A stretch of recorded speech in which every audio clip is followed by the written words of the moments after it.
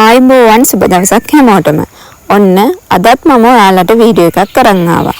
ඔයාලා මට subscribe කරලා මට සහයෝගය ලබා දෙන්න. ඉතින් ඔයාලා මේ වීඩියෝ එක බලලා හොඳයි නම් මට like එකක් දාගෙන යන්න. ඔයාලට මම අද කියන්න යන්නේ රජයේ මගින් අස්වැසුම නැවතත් සංශෝධනයක් වෙන්න යනවා. ඒක කොහොම වෙයිද කියලා තාම තීරණයක් නැහැ. ඒ කියන්නේ දැනට අස්වැසුම හිමි මුල් අධීරයේ අයටත් දෙවන අධීරයේ අයටත් මෙම සංශෝධනය වෙයි කියලා තමයි හිතන්නේ. ඉතින් ඒක තව හරිම තීරණයක් නැහැ. ඒ තීරණය කොහොම වෙයිද කියලා දැනගන්න ඔයාලා හැමදාම මගේ වීඩියෝ එක බලන්න.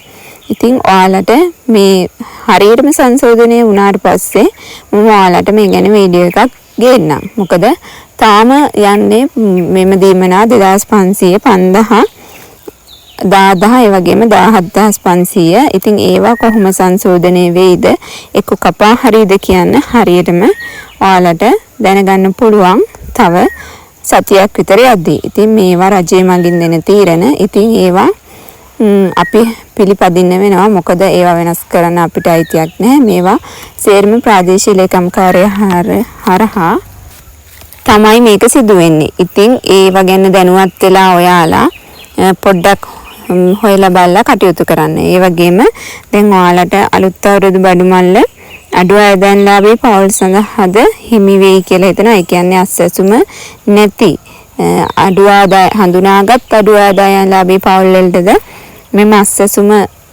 දීමනාව දෙන්න ගමන්ම මෙම් බඩුමල්ලද දෙයි කියලා තමයි කියන්නේ. ඒ කියන්නේ අස්වැසුම නැති අයටත් අඩු ආදායම්ලාභී අයට මෙම පෝරමයක් පුරවලා ප්‍රාදේශීය ලේකම් කාර්යාලයට බාර දීලා තමයි මේක බඩුමල්ල දෙනවා ඇත්තේ. ඉතින් ඔයාලා ඒ පිළිබඳ දැනුවත් වෙන්න. මොකද ගම හරහා තමයි මෙම සෑම පරිණිරයක්ම ඔයාලට එනවා ඇත්තේ.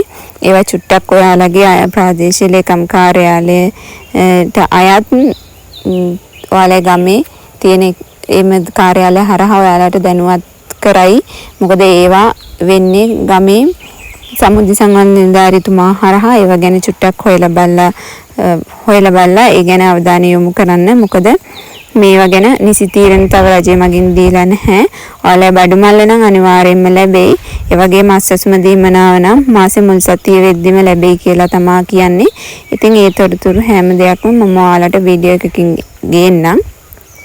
ඔයාලා මගේ වීඩියෝ බලලා මාත් එක්ක රැඳිලා ඉන්න. ඔයාලට තවත් වීඩියෝ එකකින් මම හෙට එන්නම්.